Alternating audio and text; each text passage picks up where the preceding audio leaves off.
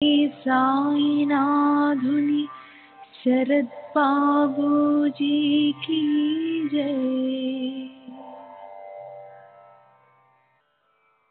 సాయి వంటి దైవంబు లేడోయి లేడోయి, ప్రజలందరి నోట సాయి నామం పలకాలి, సర్వత్రా సాయి రూపం రంజిల్లాలి, ముజ్జగాలు సాయి మహిమతో ముప్పిరి గొనాలి, సాయి పదరవళులు మన హృదయ కుహరంలోని నిశ్శబ్ద నిశీధిలో ప్రతిధ్వనించాలి. ప్రణవనాద వీచికల్లా సాయి జ్ఞాన సౌరభాలు సర్వత్రా వ్యాపించాలి.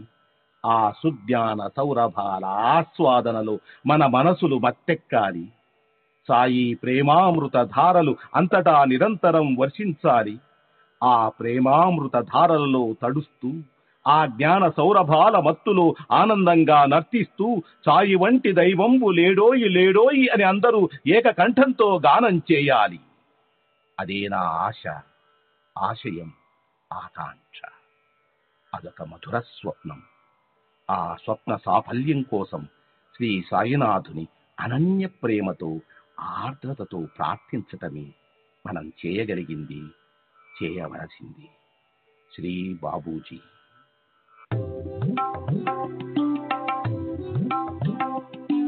Sai Baba, Sai Baba, Sai Baba, Sai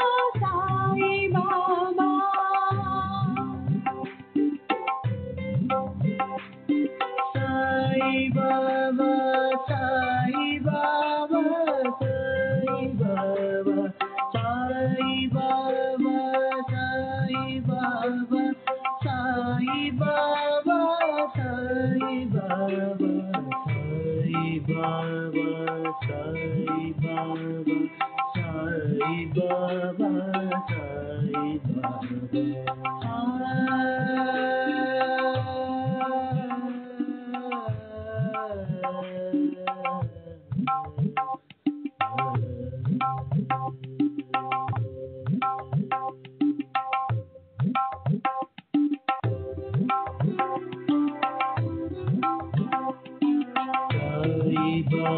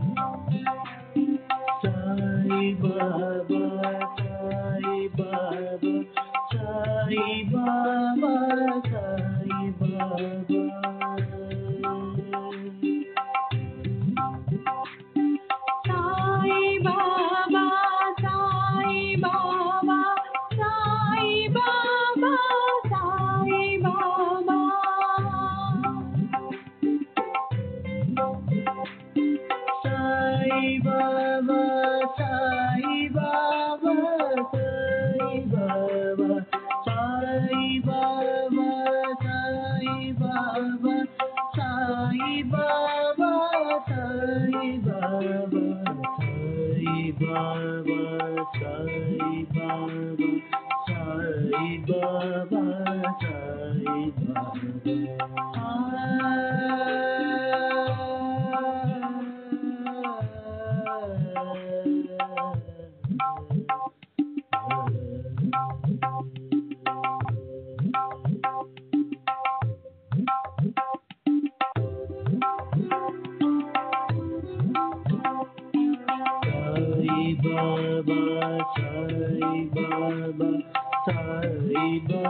Sai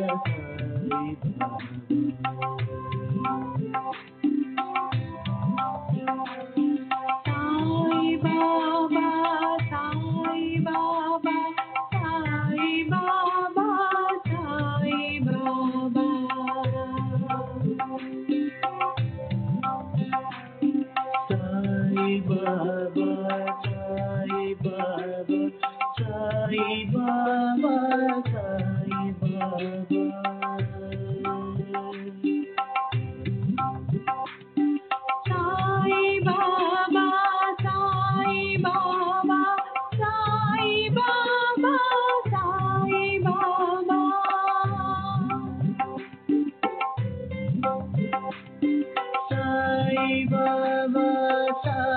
Baba, Sai Baba,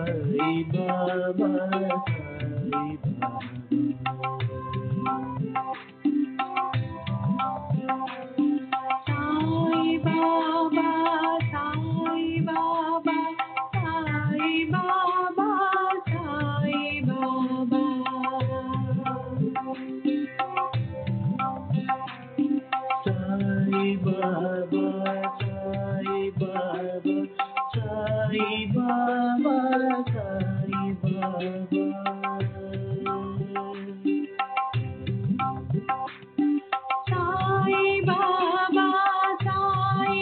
Baba,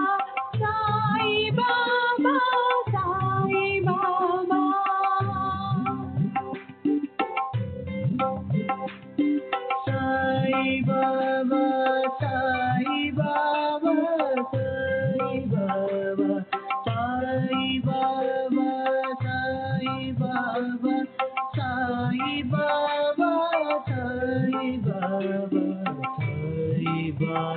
Sai Baba, Sai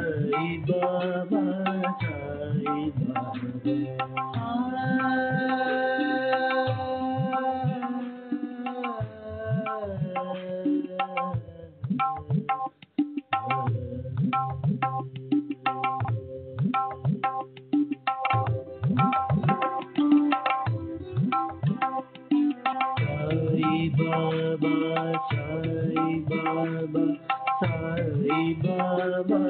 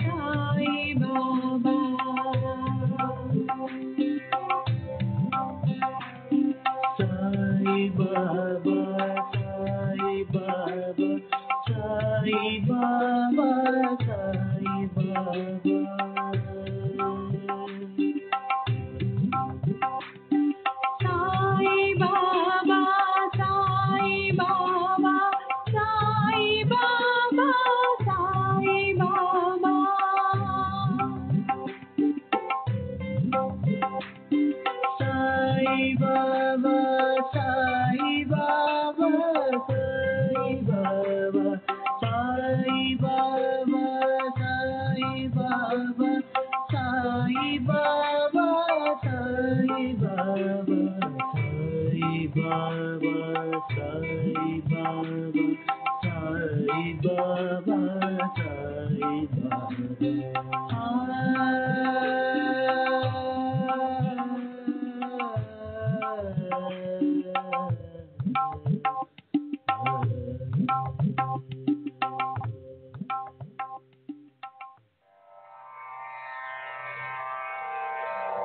Shri सच्चिदानंद सद्गुरु साईनाथ महाराज की जय।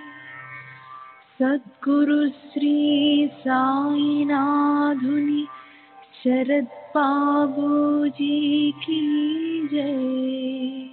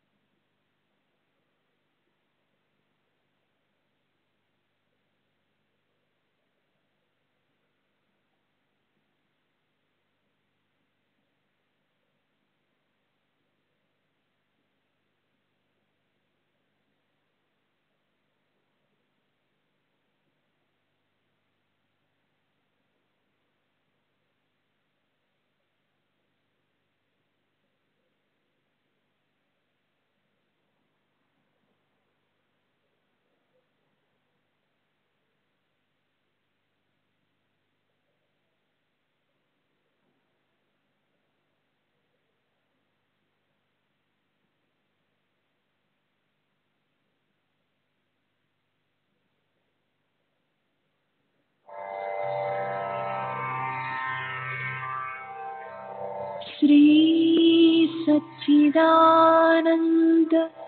सद्गुरु साईनाथ महाराज की जय।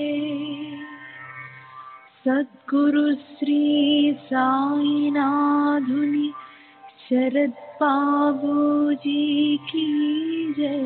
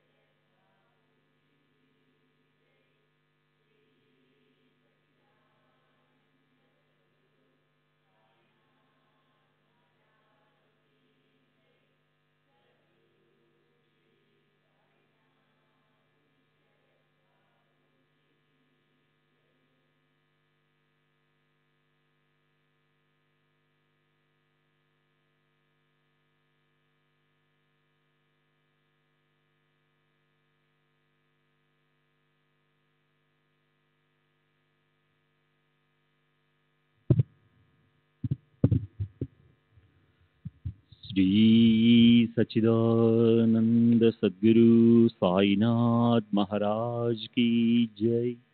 सद्गुरु श्री साईनाथ शरद बाबू जी की जय। శ్రీ సాయి భక్త అనుభవ సంహిత సోమనాథ్ శంకర్ దేశపాండే నిన్నటి తరువాయి. బాబా సమాధి చెందడానికి కొద్ది రోజుల ముందు నేను వారి వద్ద ఉన్నాను. అప్పుడు బాబాకు అనారోగ్యంగా ఉంది. భక్తులందరూ ఆదుర్దాగా ఉన్నారు. నేను తిరిగి వెళ్లేందుకు సెలవు కోరితే బాబా అనుమతి ఇచ్చేందుకు ఇష్టపడలేదు. కానీ నాకు పని ఉన్నందువల్ల నేను పూనా వెళ్ళిపోయాను. బాబా సమాధి చెందిన 3 రోజుల తర్వాత మా నాన్న షిరిడి నుండి నిమోన్కు వెళ్ళి అక్కడి నుండి అహ్మద్నగర్ వెళ్ళాడు. అప్పుడు నాకు పార్శ్వపు నొప్పి వచ్చింది. మా నాన్న కబురు పెట్టాను. నా కోరిక మేరకు పూనా వచ్చారు. అప్పటి నుండి మరణించే వరకు 2 నెలలు నా దగ్గరే ఉన్నారు. ఆ చివరి రోజుల్లో నిరంతరం బాబా ధ్యాసలోనే గడిపేవారు. ఆయన దగ్గరకు వచ్చిన వారందరినీ సాయిబాబాగా చూసేవారు. మా నాన్న మొదటి నుండి రామభక్తుడు. నిజానికి బాబాకు రామునికే తేడా లేదు. మా నాన్న శ్రీరామ్ అని పలికి తన తుది శ్వాస విడిచారు. బాబా సశరీరుడై ఉండగా వారికి 4 రోజులు సేవ చేసుకునే భాగ్యం నాకు దక్కింది. ఒకసారి మా నాన్న సాక్ష్యం చెప్పడానికి అహ్మద్నగర్ వెళ్ళి అక్కడ 4 రోజులు ఉండవలసి వచ్చింది. మా నాన్న తాను బాబాకు చేసే సేవలకు అంతరాయం కలగకుండా ఆయన బదులు నన్ను షిరిడీలో ఉంచాడు. కానీ ఒక తేడా ఉంది. మా నాన్న వృద్ధుడు కాబట్టి కూర్చునే సేవ చేసేవాడు. నేను యువకుడిని కాబట్టి నిలబడి సేవ చేసేవాడిని. ఇది చాలా శారీరక శ్రమతో కూడుకున్నది. రోజంతా బాబాకు అందుబాటులో ఉంటూ వారి ఆజ్ఞలు పాటిస్తూ వారు విశ్రమించే వరకు వారి పనులన్నీ చేయడం చిన్న విషయమేమీ కాదు. ఆ రోజుల్లో బాబా నాకు ఒక దివ్య దర్శనాన్ని ప్రసాదించారు. ఒకసారి నేను మసీదులో ఉన్నాను. బాబా తమ గద్దెపై కూర్చునున్నారు. షామా మెట్ల దగ్గర కూర్చునున్నాడు. అప్పుడు బాబా నాకు మారుతిగా సాక్షాత్కరించారు. అకస్మాత్తుగా బాబా శరీరం మాయమై అక్కడ మారుతి రూపం దర్శనమైంది. ఆ రూపానికి తోక ఉన్నదో లేదో మాత్రం నేను గమనించలేదు. నేను మాధవరావుతో, అదిగో చూడండి, బాబా మారుతిగా దర్శనమిస్తున్నారు అన్నాను. నిస్సందేహంగా బాబా రామభక్తులే. చావుడు ఉత్సవం అప్పుడు బాబా మారుతి ఆలయం ఎదురుగా నిలబడి ఏదో ఉచ్చరిస్తూ 15-20 సార్లు తమ చేతిని మారుతి వైపు ఊపేవారు. నేను బాబా సమక్షంలో ఉన్నప్పుడు నా స్వాభావికమైన ప్రాపంచిక ఆలోచనలు మాయమై సరికొత్త ఆలోచనలు కలిగేవి. దీర్ఘకాలం మా నాన్న బాబా సన్నిధిలో గడిపినందువల్ల ఆయన సమర్థత, స్వభావం ఎంతో పరిణతి చెందాయి. బాబాతో మా నాన్నకు ఉన్నంత సాన్నిహిత్యం నాకు లేదు. 1918 నవంబర్లో మా నాన్న అహ్మద్నగర్లో ఉండగా నాకు పార్శ్వపు నొప్పి వచ్చింది. నేను అది అపెండిసైటిస్ అనుకున్నాను. దాంతో నా ఉత్తరం అందుకుని మా నాన్న పూనా వచ్చి నాతో ఉన్నారు. ఆయన నాకు ఊది రాశారు. ఆ మరుసటి రోజు నుండి నొప్పి మాయమైంది. నా సోదరుడు నాతో ఉన్నాడు. అతనికి క్షయరోగ లక్షణాలు కనిపించాయి. మా నాన్న అతడికి బాబా ఊది తీర్థము ఇచ్చాడు. అతను కోలుకున్నాడు. నా సోదరుడి కుమారుడైన దత్తునికి తలంతా దురదలు వచ్చాయి. ఇది కూడా మా నాన్న ఊది ఇవ్వడంతో నయమైంది.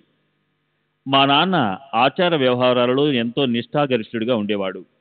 బాబా మా నాన్న ఆచారాన్ని గౌరవించి అందుకు విరుద్ధమైన ఏ ప్రసాదాన్ని ఆయనకి ఇచ్చేవారు కాదు. బాబాకు ఒక పాదంలో మత్స్యము, రెండవ పాదంలో ధనుస్సు గుర్తులు స్పష్టంగా ఉండడం నేను చూశాను. ఇలాంటి గుర్తులు గొప్ప మహాత్ములకు మాత్రమే ఉంటాయి. మార్చి 9వ తేదీ 1938, దీక్షిత్వాడ, షిరిడి. మాధవరావు దేశపాండే ఉరఫ్ షామా. వయసు సుమారు 80 సంవత్సరములు. బ్రాహ్మణుడు.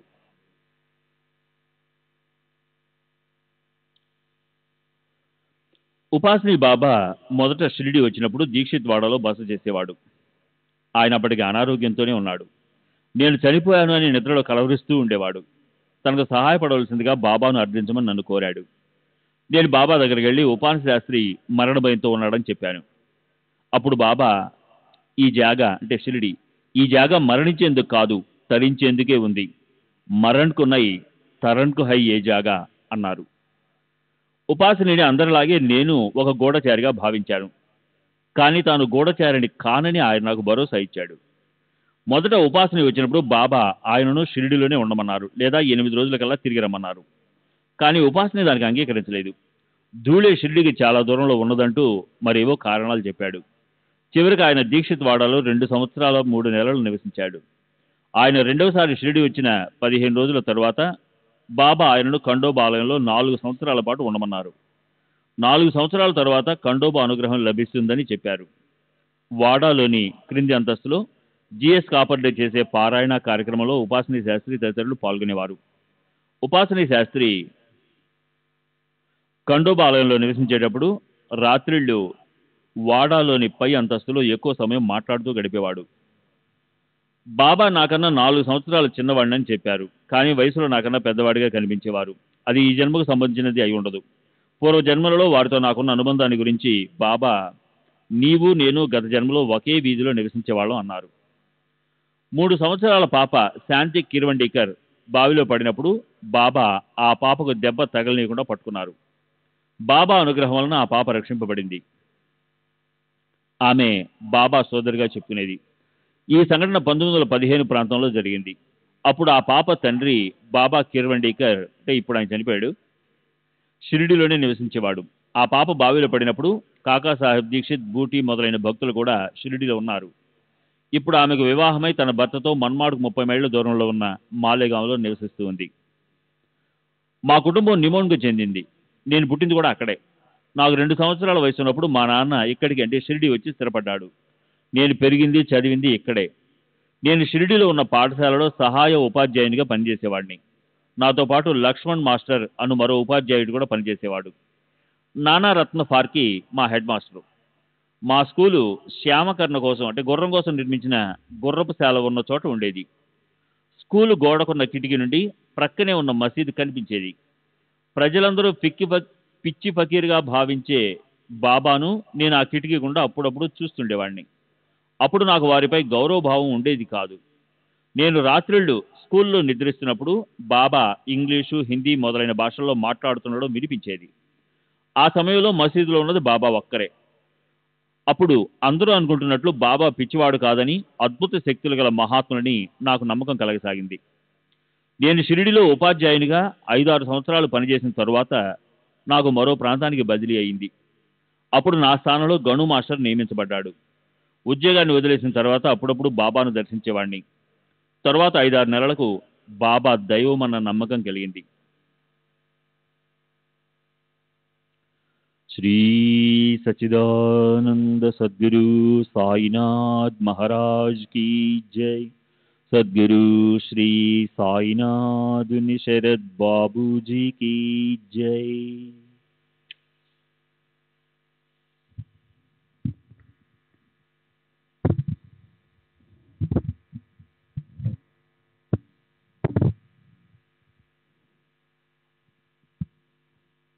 చిదంబర్ కేశవ్ గాడ్గిల్ అను భక్తుడు పూనాకు చెందిన భీమశంకర ఆలయంలో నివసిస్తున్న సాధువును దర్శించాడు. ఆ సాధువు గాడ్గిల్ను షిరిడీలోనున్న శ్రీ సాయిబాబా వద్దకు వెళ్ళమని ఆదేశించాడు. వారి ఆదేశం మేరకు అతను షిరిడీ వచ్చాడు. అప్పుడు నేను స్కూల్లోనే పనిచేస్తున్నాను. ఇక్కడ ఒక గొప్ప సాధువు ఉన్నారట కదా, ఎక్కడున్నారు అని నన్ను అడిగాడు. నేను షిరిడీలో అలాంటి వారు ఎవరు లేరని చెప్పి మసీదు వైపు చూపిస్తూ ఇక్కడ ఉన్నది ఈ పిచ్చి ఫకీరే అని బదిలిచ్చాను. గాడ్గిల్తో పాటు వామన్ అను గ్రామాధికారి, సీతారాం పట్పర్ అను విద్యాధికారి, టాంగా నడిపే అతను కూడా వచ్చారు. గాడ్గిల్తో పాటు మేమందరం మసీద్కు వెళ్ళాము. మేం మసీదు మెట్లు ఎక్కుతున్నప్పుడు బాబా ఆవేశంగా అరుస్తూ తిట్ల వర్షం కురిపించారు. మెట్లు ఎక్కనివ్వలేదు.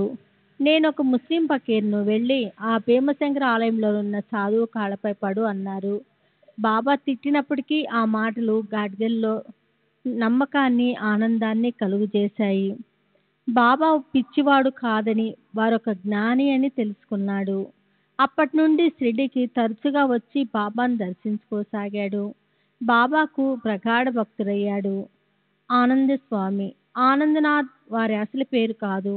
1878 ప్రాంతాల్లో సమాజ్ చెందిన అక్కల్కోట్ మహారాజ్ భక్తుడు.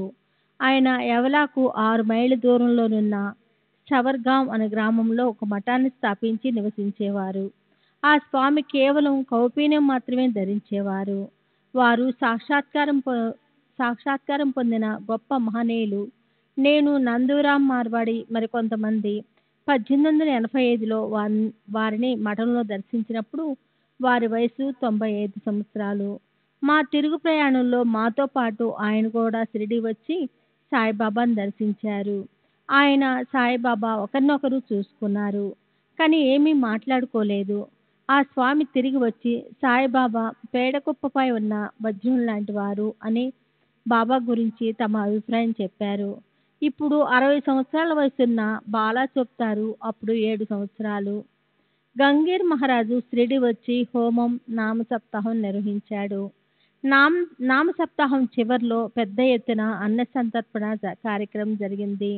ఒక్కసారి మాత్రమే జరిగిన ఈ కార్యక్రమానికి భక్తులు ఎక్కువ సంఖ్యలో హాజరయ్యారు. ఈ కార్యక్రమము ఆనందస్వామి సాయిబాబాను దర్శించిన చాలా కాలానికి జరిగింది. గంగీర్ మహారాజ్ కూడా సాయిబాబాను దర్శించి బాబా ఎంతో గొప్పవారన్న అభిప్రాయాన్ని తెలియజేశాడు. బాబా చేసిన ఒక వింత కొనుగోలు విషయం చెప్పి తీరాలి. ఒక వ్యక్తి వద్ద చాలా మేకలున్నాయి. ఒక్కొక్క మేక ఖరీదు సుమారు 4 రూపాయలు ఉంటుంది. బాబా అతని వద్ద నుండి 2 మేకలను 32 రూపాయలు కొన్నారు. ఈ విషయం తెలిసి నేను, తాత్యా బాబా దగ్గరికి వెళ్ళి మేకల కొనుగోలు విషయంలో బాబా మోసపోయారని, ఒక్కొక్క మేక ఖరీదు 4 రూపాయల కన్నా ఎక్కువ చేయదని చెప్పాము. అప్పుడు బాబా బజార్ నుండి 1.5 రూపాయలకు పప్పులు తెప్పించి వారికి పెట్టారు.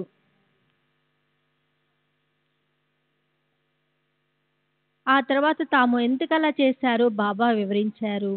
ఆ 2 మేకలు వారి వంక దీనంగా చూశాయని, వాటిని తాము గుర్తుపట్టామని చెప్పారు. ఆ మేకలు గత జన్మలో స్త్రీలని, వారిరువురు తమను సేవించుకునేవారని చెప్పారు. కానీ వాళ్ళిద్దరూ తీవ్రంగా కొట్లాడుకుంటూ చివరకు ఒకరినొకరు చంపుకున్నారు. వాళ్ళు ఈ జన్మలో మేకలుగా పుట్టారని చెప్పారు. ఆ తర్వాత బాబా ఆ మేకలను తిరిగి వాటి యజమానికి ఇచ్చేశారు. చాలా కాలంలో రోహిల్లాలు చాలా మంది వచ్చేవారు. వారిలో ఫిష్యా ఒకడు. నీమ్గామ్లో బాబాసాహెబ్ డేంగ్లే, అతని తమ్ముడు నానాసాహెబ్ డేంగ్లే, ఆమె అను భూస్వాములు ఉండేవారు. వారు ప్రభుత్వ అధికారులు కాకపోయినా వారికి ప్రభుత్వాధికారులలో మంచి పరపతి ఉండేది. నేను స్కూల్లో ఉపాధ్యాయునిగా పనిచేస్తున్నప్పుడు నానాసాహెబ్ డేంగ్లే బాబా వద్దకు వచ్చాడు. నానాసాహెబ్ నిమోన్కర్ నాకన్నా 5-6 సంవత్సరాలు పెద్దవాడు. అతను షిరిడీలో బాబాను సేవిస్తూ చాలా కాలం నివసించాడు. ఒకసారి పూనాలోనున్న అతని కొడుకు, కోడలు ప్లేగు సోకింది. నిమోన్కర్ అతని భార్య పూనా వెళ్ళటానికి బాబాను అనుమతి కోరారు. కానీ బాబా అనుమతించలేదు. నిమోన్కర్ భార్య శ్రీ హేమడ్ పంత్ విరచిత శ్రీ సాయి సచరిత్రలో ఆ మేకలు గత జన్మలో మానవులని, అప్పుడు బాబాకు జతగాండ్రగా ఉన్నారని ప్రస్తావించబడింది. నిమోన్కర్ భార్య దుఃఖించింది. అప్పుడు బాబా ఆమెతో ఎందుకు దుఃఖిస్తున్నావు? నీ కుమారుడు 15 రోజుల్లో ఇక్కడికి వస్తాడు అని ఓదార్చారు. బాబా చెప్పినట్లుగా వారిద్దరికీ ప్లేగు వ్యాధి నయమైంది. ఆమె కుమారుడు 15 రోజుల్లో షిరిడీ వచ్చాడు. ఇక జీవించడం అసంభవం అనుకున్న ఎందరో భక్తులను మృత్యుముఖం నుండి బాబా రక్షించారు. సమర్థ రామదాసు కూడా మరణగండం నుండి తమ భక్తుని విడిపించారు. ఒక భక్తుడు మృత్యుముఖంలో ఉన్నప్పుడు రామదాసు ఆ భక్తుని తమ చెంతనే కూర్చొని గట్టిగా తమ పాదాలు పట్టుకొని ఉండమని ఆదేశించారు. ఆ భక్తుడు అట్లాగే రామదాసు పాదాలను పట్టుకొని వదలలేదు. మృత్యు సమయం దాటిపోయింది. మృత్యువు ఆ భక్తుని చెంతకు రాకుండా రామదాసు ఆపి కాపాడారు. నానావల్ చనిపోయే నాటికి 70 సంవత్సరాల వృద్ధుడు. బాబా నానావల్ని ప్రోత్సహిస్తూ కులప్ లగాదియా కిల్లే తేరే పాస్ హై, మేరేకు దగా నై దేనా మై దగా నహి దూంగా అన్నారు. అతను యశ్వంతరావుకు నాసిక్ చెందిన దేవ్ మమల్దారు గురుబంధువు. నానావలి గొప్ప విరాగి, సాక్షాత్కారం పొందినవాడు. అతను పందిపెంటను తినేవాడు. తేళ్లను, కప్పను, బెండగుళి, ఎలుకను ఉందీరు నోట్లో ఉంచుకునేవాడు. ఒకసారి బాబాపై ఎలుకను ఉమ్మాడు కూడా. అతను జన్యం వేసుకునేవాడు కాదు. బాబా మహాసమాధి చెందిన రోజు నేను వెళ్ళిపోతాను అని చెప్పి కొద్ది రోజులకే అతను మరణించాడు. సెప్టెంబర్ 26వ తేదీ 1936. శ్రీ కొలంబో ఉరఫి డివి సంబారే, వయసు 57 సంవత్సరాలు, గౌడు సారస్వత్. బాబా మసీదులో చిలుం పిలుస్తూ తమ దగ్గర కూర్చుని ఉన్న భక్తులకు ఇస్తున్నారు. అప్పుడు నేను బాబా కొంచెం దూరంగా మెట్ల దగ్గర కూర్చొని ఉన్నాను. నాకు బీడీలు తాగే అలవాటు ఉంది. నాకు ఒకసారి చిలుం పీల్చాలనే కోరిక కలిగింది. ఈ ఆలోచన వచ్చిందే తడువుగా బాబా, అరే అబ్బాయి ఇలా రా, ఎందుకంత దూరంగా కూర్చున్నావు, దగ్గరికి రా, వచ్చి చిలుం పీల్చు. అరే పోరా ఇక్కడయా, లాంబ కసాల బస్లా ఇవాళయే చిలుం ఘే అని పిలిచి చిలుం చేతికిచ్చారు. నేను వారితో కలిసి చిలుం పీల్చాను. నా కోరిక తెలుసుకొని నాకు చిలుము ఇచ్చినందుకు వారి సర్వజ్ఞతకు, కరుణకు నేను ఎంతో ఆనందించాను. పొగ పీల్చే అలవాటు కాక నాకు హానికరమైన త్రాగుడు అలవాటు కూడా ఉంది. 1-2-1917వ తేదీన నాకు ఒక కల వచ్చింది. కలలో బాబా నా ఛాతిపై కూర్చొని, ఒరే ఏం చేస్తున్నావు, పూరా కాయ్ కర్తో అంటూ గద్దిస్తూ నా ఛాతిపై ఒత్తిడి పెంచి నేను త్రాగుడు మానవేస్తానని చెప్పేదాకా ఛాతిపై నుండి లేవలేదు. మరుసటి రోజు నుండి త్రాగుడు పూర్తిగా మానివేశాను. నాకు 15/2/1917 ఒక కఠిన పరీక్ష ఎదురైంది. మా ఆఫీస్ మేనేజరు వారి పిల్లలకు వీడ్కోలు ఇచ్చే సందర్భంగా ఒక విందు ఏర్పాటు చేసి నన్ను కూడా ఆహ్వానించాడు. మా మేనేజరు గ్లాసులో విస్కీ సోడా పోసిచ్చి త్రాగమని నన్ను ఒత్తిడి చేశాడు. అటువంటి వాతావరణంలో బాబా ప్రస్తావన తీసుకురావడం ఇష్టం లేక డాక్టర్ నన్ను మద్యం మానేయమన్నాడని చెప్పాను. కానీ మా మేనేజరు ఆ అభ్యంతరాన్ని పట్టించుకోకుండా త్రాగమని బలవంత పెట్టాడు. ఇంతలో ఒక అద్భుతం జరిగింది. కరెంటు పోయి లైట్లు ఆరిపోయాయి. మేనేజరు కరెంటు ఎందుకు పోయిందో తెలుసుకోవడానికి వెళ్ళాడు. చీకటిలో నా ప్రక్కన కూర్చున్న అతను అంటే మేస్త్రి నా క్లాసులోని విస్కీ తాగేశాడు. మేనేజర్ వచ్చి తన కోరిక మేరకు నేను తాగానని భావించి సంతృష్టి చెందాడు. శ్రీ సచ్చిదానంద సద్గురు సద్గురు శ్రీ సాయినాథుని శరత్ బాబూజీకి జై. బాబా దక్షిణ అడగడంలో ఒక నీతి దాగి ఉండేది. అది మనలోని దంబాలు, పలుకు, గుణం, దురాశ, మొక్కులు తీర్చకుండా ఎగరవేయట మొదలైన వాటిని నశింపజేసేది. పై సంఘటన జరిగిన కొన్ని నెలల తర్వాత నేను ఒకసారి షిరిడీలో ఉన్నప్పుడు బాబా భక్తులందరినీ దక్షిణ అడిగారు. కానీ నన్ను మాత్రం అడగలేదు. నేను నా దురలవాటు మార్చుకున్నందుకు ప్రతిఫలంగా బాబా దక్షిణ విషయంలో నాకు మినహాయింపు ఇచ్చారని అనుకున్నాను. వాడాకు వెళ్ళిన తర్వాత భక్తులతో బాబా నన్ను మాత్రం దక్షిణ అడగకపోవడం గురించి దంబాలు పలికాను. వెంటనే నన్ను మసీదుకు రమ్మన్నట్లు బాబా నుండి ఆదేశం రావడంతో నేను వెళ్ళాను. బాబా నన్ను ₹2 దక్షిణ అడిగారు. నేను సమర్పించాను. బొంబాయిలోని ముగాబాద్కు చెందిన ముద్రాలయం యజమాని కూడా బాబాను దర్శించేందుకు షిరిడీ వచ్చాడు. అతని వద్ద ₹18 కొంత చిల్లర ఉంది. అతను ఆ డబ్బంతా దాచమని నాకు ఇచ్చాడు. ఎందుకంటే బాబా తనను దక్షిణ అడిగినప్పుడు తన దగ్గర డబ్బు లేదని చెప్పి తప్పించుకోవచ్చని అతని ఉద్దేశం. నేను బాబాకు ₹2 దక్షిణ ఇవ్వడానికి వెళ్ళినప్పుడు అతను మసీదులో ఉన్నాడు. బాబా అతనిని కూడా ₹2 దక్షిణ అడిగారు. అతను తన దగ్గర డబ్బేమీ లేదని చెప్పబోయేలోగా నన్ను చూపించి ఇతని దగ్గర తీసుకొని ఇవ్వు అన్నారు. తను పన్నిన పన్నాగం బాబాకు తెలిసిపోయిందని గ్రహించి అతను నా దగ్గర దాచిన డబ్బు నుండి ₹2 తీసుకొని బాబాకు సమర్పించాడు. ఈ సంఘటన బాబా మహాసమాధికి కొన్ని రోజుల ముందు జరిగింది. బాబా సమాధి చెందడానికి కొన్ని రోజుల ముందు మేము షిరిడీలో ఉన్నాము. మేము ఇంటికి వెళ్ళేందుకు అనుమతి కోసం వారి దగ్గరకు వెళ్ళాము. వారు సమాధి చెందబోతున్నారనే విషయం మాకు అప్పటికి తెలియదు. వారు, మీరు బొంబాయి నుండి వస్తున్నారు కదా, మీరు నా మాటలు వింటూనే ఉండాలి. నేను మీ మాటలు వింటూ ఉంటాను. కానీ మీరు వెళ్ళిపోతున్నారు. సరే వెళ్ళండి. మీరు రేపు మధ్యాహ్నానికి చేరుకుంటారు అని అన్నారు. ఆ మాటలు అనేటప్పుడు వారిలో కొద్దిగా సంశయం కనిపించింది. సాయంత్రం వారి సెలవు తీసుకుని మేము కోపరగాంలో రాత్రి రైలు ఎక్కాం. మామూలుగానే ఉదయం 7:30-8 గంటలకల్లా బొంబాయి చేరుతామనుకున్నాము. కానీ అది మన్మాడు చేరేసరికి రైలు ఇంజన్లో సాంకేతిక లోపమేదో కనిపించిందని కనుక సుమారు 4 గంటలు ఆలస్యమవుతుందని తెలిసింది. బాబా చెప్పినట్లే జరిగింది. మేము బొంబాయి చేరేటప్పటికి మధ్యాహ్నం 12 గంటలు అయ్యింది. ఆ తర్వాత కొద్ది రోజులకే బాబా మహాసమాధి చెందారు. మాకు సెలవు ఇచ్చే సమయంలో బాబా ఎందుకు సంశయించారో మాకు అప్పుడు అర్థమయ్యింది. అదే మేము వారిని చివరగా దర్శించుకునింది. 14 సంవత్సరాల క్రితం నాకు ఒక కల వచ్చింది. కలలో బాబా కనబడి, అబ్బాయి, నీవు నన్ను నీ గురువుగా ఇతరులకు చెప్పుకుంటావు. నేను నీకెప్పుడైనా ఉపదేశం చేశానా అని అడిగారు. తర్వాత నన్ను చేతులు కడుక్కొని రమ్మని ఆదేశించారు. నేను అలా చేసిన తర్వాత నాకు ఒక మరాఠీ శ్లోకాన్ని చెప్పి దానిని వల్లివేయమన్నారు. నేను కలలో దానిని పలుమార్లు వర్లించాను. ఇది బాబా నాకు చేసిన ఉపదేశంగా భావించాను.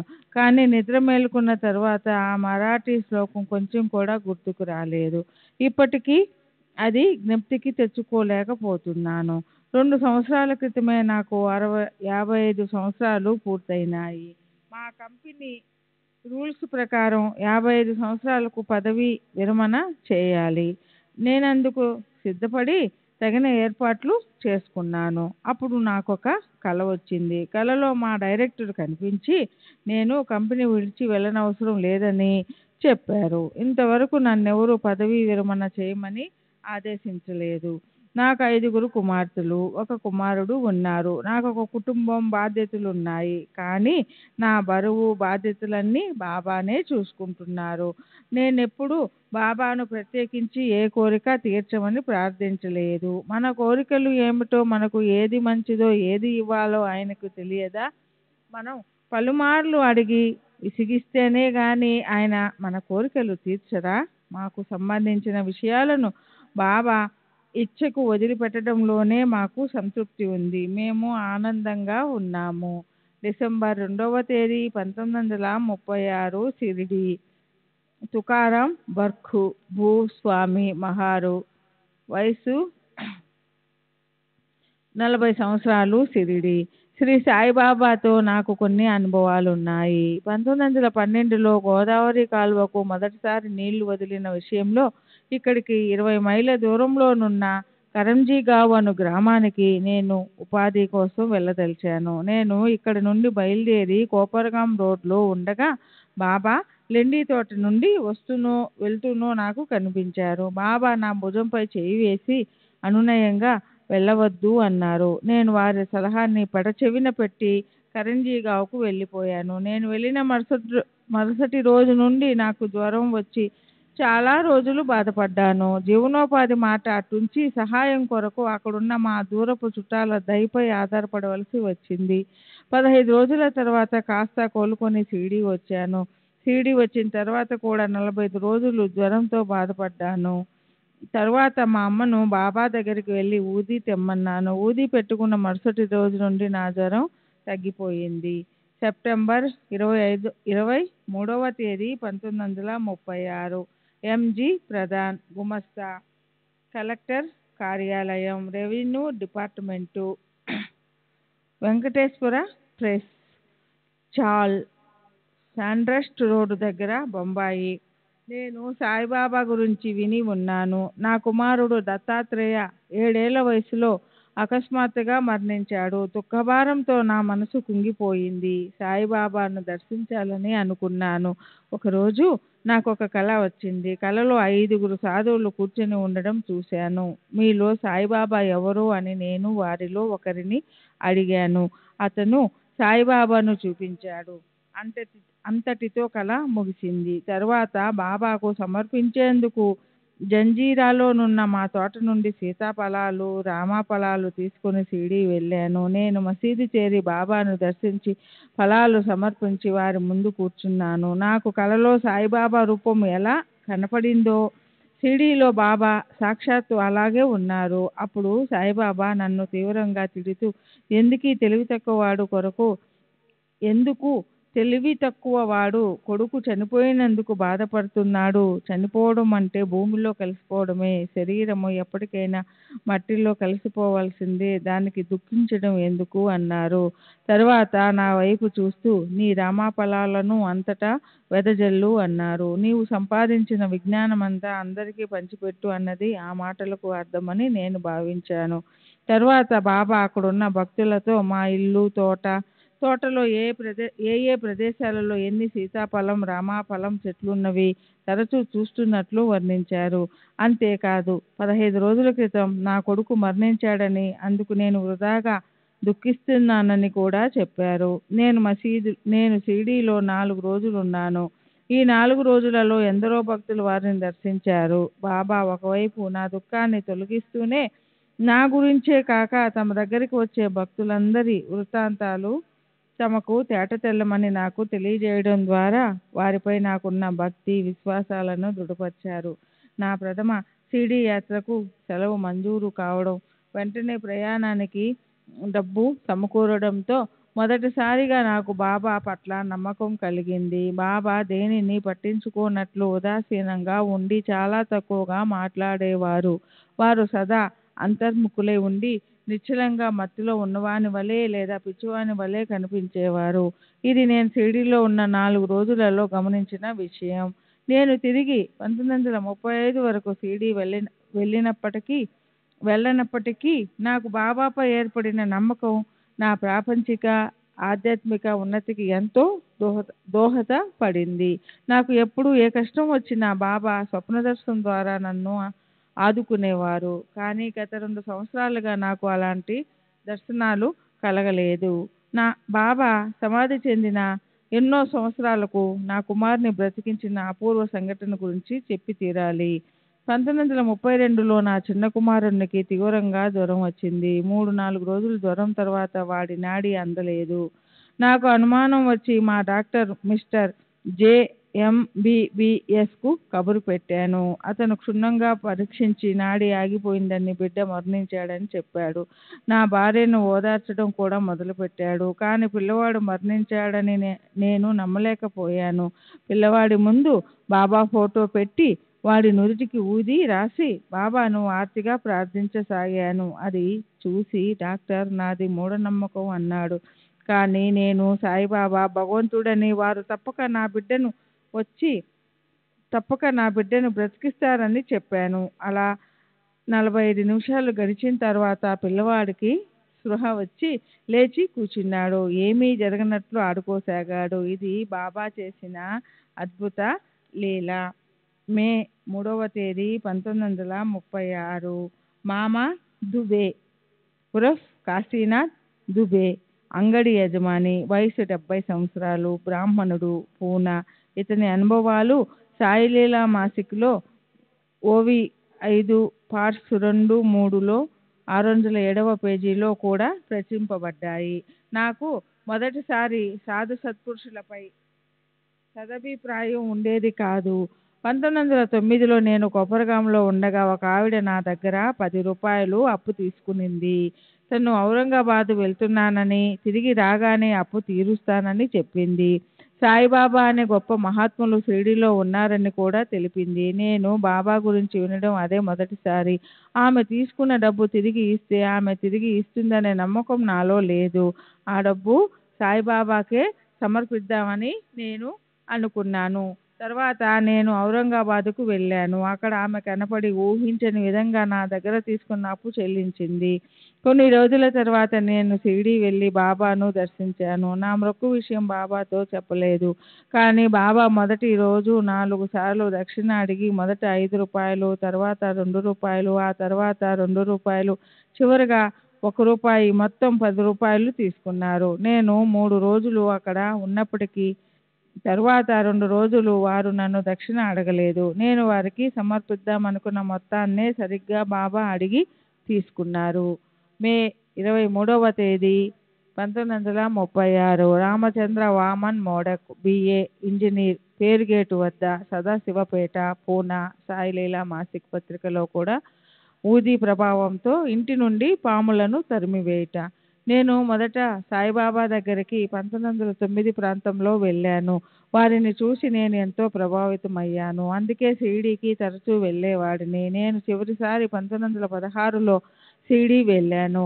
నా షిరిడీ యాత్రలన్నిటిలోకి 1912లో వెళ్ళినది అతి ముఖ్యమైనది. అప్పుడు నేను పశ్చిమ ఖాందేశ్ మున్సిపల్ మరియు స్థానిక అకౌంట్స్ విభాగంలో సీనియర్ గవర్నమెంట్ ఆడిటర్గా, లెక్కలు తనిఖీ చేసే అధికారిగా పనిచేస్తూ ఉన్నాను. మా హెడ్ క్వార్టర్స్ బొంబాయిలో ఉండేది.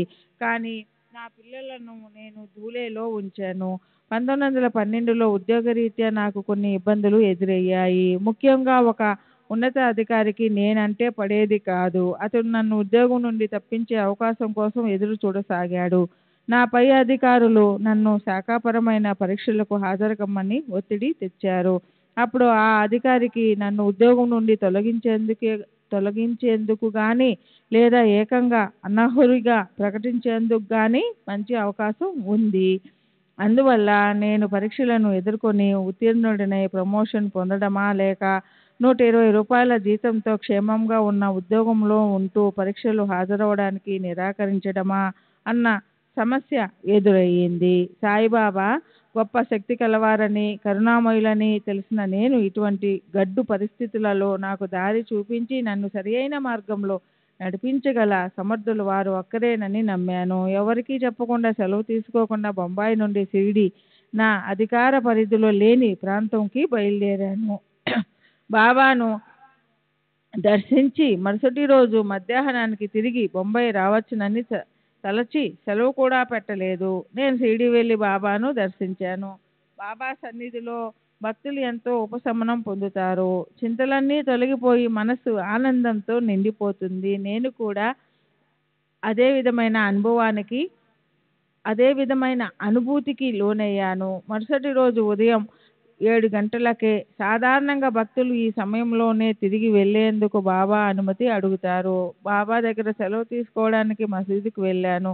కానీ నాకు బాబా నుండి అనుమతి లభించినందున నేను బొంబాయి బయలుదేరలేకపోయాను. నేను సెలవు పెట్టకుండా, అధికారుల అనుమతి తీసుకోకుండా అక్రమ పద్ధతిలో షిరిడి వచ్చానని, కనీసం భార్య బిడ్డలకు కూడా చెప్పలేదని సర్వజ్ఞులైన బాబాకు తెలుసు. ఇప్పుడు నేను ఎటువంటి పరిస్థితులు ఎదుర్కొనవలసి వచ్చినా బాబానే బాధ్యత వహించాలి. శ్యామకు నా ఇబ్బందులన్నీ తెలిసినందువలన నా తరపున బాబా దగ్గరికి వెళ్ళి, అతను వచ్చి చాలా రోజులయ్యింది, బొంబాయి వెళ్ళడానికి అనుమతించండి అని అడిగాడు. బాబా కోపంతో, అతను నిన్ను చూడ్డానికి వచ్చాడా లేక నన్ను చూడ్డానికా అని ప్రశ్నించి నా వైపు తిరిగి, ఏమి నీవు నన్ను చూడడానికి వచ్చావా లేక శ్యామానా అని అన్నారు. ఇంకా అంతా సవ్యంగానే జరుగుతుందని, నా ఉద్యోగ విషయంలో కానీ ఇతర విషయాలలో కానీ నాకు ఎలాంటి ఇబ్బందులు రావని బాబా హామీ ఇచ్చారు. బొంబాయిలో శాఖాపరమైన పరీక్ష జరిగే రోజు కూడా బాబా నన్ను షిరిడిలోనే ఉంచారు. దీనిని బట్టి నేను పరీక్ష వ్రాయకపోవడమే నాకు మంచిదని వారు నిర్ణయించినట్లుగా తెలుసుకున్నాను. షిరిడిలో ఉన్న 5వ రోజు రాత్రి నాకొక కల వచ్చింది. నేను ఇంటికి వెళ్ళినట్లు, నా చిన్న కూతురు సంతోషంగా నన్ను ఆహ్వానిస్తున్నట్టు, ఇన్ని రోజులు ఎక్కడికి వెళ్ళారు నానా అని ప్రశ్నిస్తున్నట్లు కనిపించింది. నేను నిద్ర మేలుకొని, బాబా ఆ రోజు నేను ఇంటికి వెళ్ళేందుకు తప్పక అనుమతిస్తారని తలచి దుస్తులు మార్చుకుని అన్నీ సర్దుకుని తయారయ్యాను. నాతో ఉన్న నా స్నేహితుడు ఆ రోజు కూడా బాబా అనుమతిస్తారన్న నమ్మకం లేదని చెప్తున్నా వినకుండా బయలుదేరి మసీదు గేటు దగ్గరికి వచ్చాను. అప్పుడు బాబా కోపావేశాలతో ఊగిపోతూ చేతిలో ఒక రాయి పట్టుకొని మసీదులో అటు ఇటు తిరుగుతూ పెద్దగా అరుస్తున్నారు. నేను గేటు దగ్గర నిలబడి ఉండడం గమనించారు. 10 నిమిషాల తర్వాత వారు శాంతించి గద్దెపై కూర్చున్నారు. సాధారణంగా భక్తులు వారు ఆ స్థలంలో కూర్చున్నప్పుడే వెళ్ళి వారి ఆశీస్సులు తీసుకుంటారు. నేను వెళ్ళి వారి పాదాలకు నమస్కరించాను. బాబా స్వయంగా ఊది తీసుకుని వెళ్ళు అన్నారు. ఆ విధంగా నాకు అనుమతి లభించింది. కానీ నా సమస్యకు వారి నోటి నుండి ఖచ్చితమైన సమాధానం ఆశించిన నేను, నన్ను పరీక్షకు హాజరవకుండా దూలే వెళ్ళమంటారో లేక పరీక్ష వ్రాయడానికి నేరుగా బొంబాయి వెళ్ళమంటారో తెలుసుకోవాలని, నన్నెక్కడికి వెళ్ళమంటారో దయచేసి చెప్పండి అని బాబాను అడిగాను. వారు, ఇంటికి వెళ్ళు, నీ కోసం పిల్లలు ఆతృతగా ఎదురు చూస్తున్నారు అన్నారు.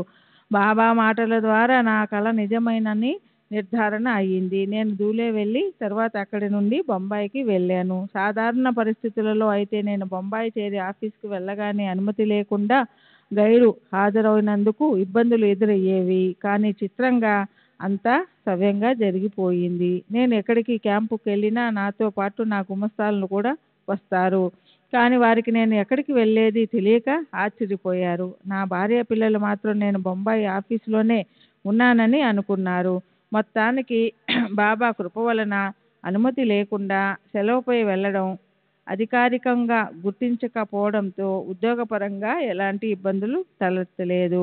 నేను షిరిడి నుండి బొంబాయి వెళ్లేందుకు సహజంగా మన్మాడు మీదుగానే వెళ్ళాలి. ఆ ప్రాంతపు డిప్యూటీ కలెక్టరు మన్మాడు క్యాంపులో ఉండి నన్ను మన్మాడులో ఆగమని నాకు ఉత్తరం రాశాడు. నేను షిరిడి నుండి బయలుదేరుతూ డిప్యూటీ కలెక్టర్ను మన్మాడులో కలుసుకోవాలని అనుకుంటూ ఉండగా బాబా, వదిలే, అతనక్కడ లేడు, తొందరేమీ లేదు అన్నారు. బాబా అలా ఎందుకు చెప్పారో నాకు అర్థం కాలేదు. నేను మన్మాడులో దిగేటప్పటికే డిప్యూటీ కలెక్టర్కు ఏదో టెలిగ్రామ్ వచ్చిందని, క్యాంపును రద్దు చేసి ఇంకో చోటుకి వెళ్ళాడని తెలిసింది. ఎప్పటిలాగే బాబా చెప్పింది నిజమయ్యింది. షిరిడీలో ఉన్న 6 రోజులలో బాబా నాకు ఆధ్యాత్మిక అనుభవాలను ప్రసాదించి ఎంతో ప్రభావితం చేశారు. వారే నాకు సర్వస్వమని, నా ఇహపర విషయాల గురించి నేను ఆలోచించవలసింది ఏదీ లేదని అనిపించింది. నేను షిరిడీలో గడిచిన రోజులు నా జీవితంలో ఎంతో ముఖ్యమైనవి, విలువైనవి. నాకు వేదాంత శాస్త్ర గ్రంథ అధ్యయనం పట్ల మక్కువ, గురి. బాబా పట్ల ఎందరో భక్తులకు ఉన్నంత భక్తి, శ్రద్ధలు నాకు ఉండేవి కావు. అప్పటికి నా మనసులో ప్రాపంచిక వాసనలు పోలేదు. 1912లో నేను బాబా నుండి ఏమీ పొందాను అన్నదానికి 1914లో నాకు నిదర్శనం దొరికింది. మార్గదర్శిగా సాయిబాబా విలువను, వారు నాకు ప్రసాదించిన అనుభవాలను మరొక గొప్ప మహాత్ముడు నాకు నా మనసుకు హత్తుకునేలా తెలియపరిచాడు. దూలేకు వెళ్లే మార్గంలో ఉన్న సోన్గిరిలో గోవింద భువా అనే గొప్ప మహనీయులు ఉన్నారని, నేను ఇంటికి వెళ్లే దారి అదే గనుక వారిని దర్శించమని ఒక స్త్రీ నాతో చెప్పింది. కానీ నేను మధ్యలో ఆగడానికి వీలు పడిన విధంగా కార్యక్రమాన్ని రూపొందించుకొని నేరుగా దూలేకు టాంగా మాట్లాడుకున్నాను. విధి విలాసం వల్ల నేను మా వంటవాడు కలిసి ప్రయాణిస్తున్న టాంగా మధ్యలో చెడిపోయి సరిగ్గా సోన్గిర్ వద్ద ఆగిపోయింది. టాంగా ఇనుప చక్రం బయటకు వచ్చేయడంతో అది సరిచేయడానికి 3 గంటలు పడుతుందని చెప్పారు. నా వంటవాడు స్నానం చేసి బువ్వాగారి దర్శనం చేసుకొని నన్ను సంప్రదించకుండానే మా యజమాని తమ దర్శనానికి రావచ్చునా అని అడిగాడట. స్నానం చేసి రమ్మను అని బువ్వాగారు చెప్పారట. నేను స్నానం చేసి 1 రూపాయి కొబ్బరికాయ తీసుకొని వారి దర్శనానికి వెళ్ళాను. వారు, అరే దుష్టుడా, నీకు అమూల్యమైనది లభించింది. నువ్వు దానిని కొంతకాలం రుచి చూసి కూడా వ్యర్థమైన వాటి కోసం అక్కడికి ఇక్కడికి పరుగులు తీస్తున్నావు ఎందుకు అని అడిగారు. వారు చెప్తున్నది 1912లో నాకు బాబా నుండి లభించిన అపూర్వ అనుభవం గురించేనని అనుకున్నాను. మళ్ళీ, అయినా పర్వాలేదులే, నీవు నీ స్వగృహానికే వచ్చావు అని పలికి తమకు సాయిబాబాకు తేడా లేదని చెప్పారు. ఆ తర్వాత నన్ను భిక్ష ఏర్పాటు చేయమన్నారు. పూరీలు, పాయసం చేయించమన్నారు. దాని అర్థం ఆ రోజు మఠంలో ప్రసాదానికి అయ్యే ఖర్చు నేను భరించాలని తెలుసుకున్నాను. నేను అలాగే చేశాను. వంటకాలు తయారైన తర్వాత పూరీలు, పాయసం బువ్వాగారి ముందుంచి తినమని అభ్యర్థించాను. మా దగ్గరున్న లోటా నిండా నీరు నింపి వారి ముందుంచాను. బువ్వా లోటాలోని నీటిలోనికి తమ వేళ్లను ముంచి అందులో నుండి అద్భుత రీతిలో ఒక సన్నని పూరీని బయటికి తీసి, మేము ఇక్కడ పూరీ తయారు చేసాం అంటూ దానిని తిన్నారు. మఠంలో చేసిన పూరీ లావుగా, గరుగ్గా ఉంది. వారు తీసిన పూరీ సన్నగా, మృదువుగా ఉంది. నీటి నుండి పూరీ తీసిన వారి అపూర్వ శక్తిని చూసి మేము సంభ్రమ ఆశ్చర్యాలలో మునిగిపోయాము. అంతటి శక్తి సంపన్నులైన బువ్వాగారు 1912లో నేను సాయిబాబా నుండి పొందిన అనుభవాలను ఎంతో విలువైనవని దృఢపరిచారు. నాకు ఆరోగ్యం ఎప్పుడూ సరిగా ఉండేది కాదు. కంటికి సంబంధించిన సమస్యతో ఎక్కువగా బాధపడేవాడిని. నాకు ఒక కంటికి చూపు పోయింది, మరో కంట్లో పొరలు ఏర్పడుతున్నాయి. నేను ప్రతి గురువారం పూజిస్తూ నిరంతరం స్మరించే సాయిబాబా నా ఇహపర అవసరాలన్నింటినీ తీరుస్తున్నారు. నా ప్రాపంచిక, పారమార్థిక భవిష్యత్తు గురించి నాకు ఎలాంటి చింత లేదు. అవి రెండూ బాబా చేతులలో ఉన్నాయి. ఆయన నన్ను రక్షిస్తారు. నాపై వారికి ఉన్న కరుణను ఈ క్రింది సంఘటన తెలియజేస్తుంది. 1916లో నాసిక్లో నేను జ్వరం, దగ్గుతో బాధపడ్డాను. వైద్య వృత్తిలో ఉన్న నా చిన్ననాటి స్నేహితుడొకడు నాకు చికిత్స చేశాడు. నాకు వచ్చినది ఊపిరితిత్తుల నాళమునకు సంబంధించిన రోగమని నిర్ణయించి క్లోరల్ హైడ్రేట్ అను మందు వాడమని చెప్పాడు. కానీ నా భార్య నాకు వచ్చిన జబ్బు సామాన్యమైనది కాదని భయపడి బాబాను ప్రార్థించి డాక్టర్ కర్లర్ బక్లేకు కబురు పెట్టింది. డాక్టర్ బక్లే వచ్చి నన్ను పరీక్షించి నా రోగాన్ని డబుల్ న్యూమోనియాగా నిర్ధారించాడు. మొదట పరీక్షించిన డాక్టర్ తప్పుగా రోగ నిర్ధారణ చేశాడని, అతను వాడమన్న మందు ప్రమాదకరమైనదని చెప్పి దానిని వాడకముందే అవతల పారేశాడు. అతని చికిత్సతోనూ బాబా అనుగ్రహంతోనూ నేను కోలుకున్నాను. బాబా సరైన సమయంలో నా భార్యకు ప్రేరణ ఇచ్చి ప్రమాదకరమైన మందు నాకు ఇచ్చేలోగా మంచి డాక్టర్కు కబురు పంపే ఏర్పాటు చేసి నన్ను కాపాడారు. నాకు బాబాను పలుమార్లు దర్శించే అవకాశం లభించలేదు. నా భార్య కూడా వారి పట్ల ఎంతో భక్తి శ్రద్ధలు కలిగి ఉండేది. 1916లో నేను, నా భార్య షిరిడీ వెళ్ళి వారిని దర్శించి అదే రోజు తిరిగి వచ్చేసాము. అదే నేను బాబాను చివరిసారి దర్శించడం. బాబా ఎక్కడికి పోలేదు, వారు జీవించే ఉన్నారు. వారు సూక్ష్మ, అదృశ్య రూపంలో మార్గదర్శకత్వం వహిస్తూ అన్ని విషయాలలో నాకు సహాయం చేస్తూనే ఉన్నారు. ఇది నాకు అనుభవపూర్వకంగా ఎన్నో విషయాలలో నిదర్శనం అయ్యింది. ఉదాహరణకు నేను 1919లో రూ. 81 8 పెన్షన్తో పదవీ విరమణ చేశాను. నేను పదవీ విరమణ చేయడం మంచిదయింది. ఎందుకంటే వెంటనే నా స్నేహితుని మిల్లులో నెలకు రూ. 250 జీతంతో ఉద్యోగంలో చేరాను. 1919 నుండి 1930 వరకు నేను ఆ ఉద్యోగంలో ఉన్నాను. ఈ ఏర్పాటంతా బాబానే చేశారు. శ్రీ సచ్చిదానంద సద్గురు సాయినాథ్ మహారాజ్ की जय. सद्गुरु श्री साईनाथुनि शरद बाबूजी की जय.